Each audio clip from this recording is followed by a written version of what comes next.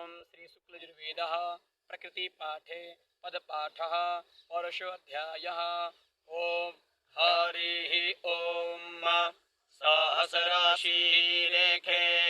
सहस्रशीरेखा पुरुषः सहस्राक्ष इति सहस्र अक्षः सहस्रपादिति सहस्रपात् सह भूमिं सर्वतः स्मृत्वा अतिष्ठत दशाङ्गुलमिति दश अङ्गुलं पुरुषः एव इदं सर्वं जत भूतं जत च भाव्यम् उत अमृत तपस्येति अमृत तपस्य ईशानः जत अन्येन अतिरोहतीति अतिरोहति।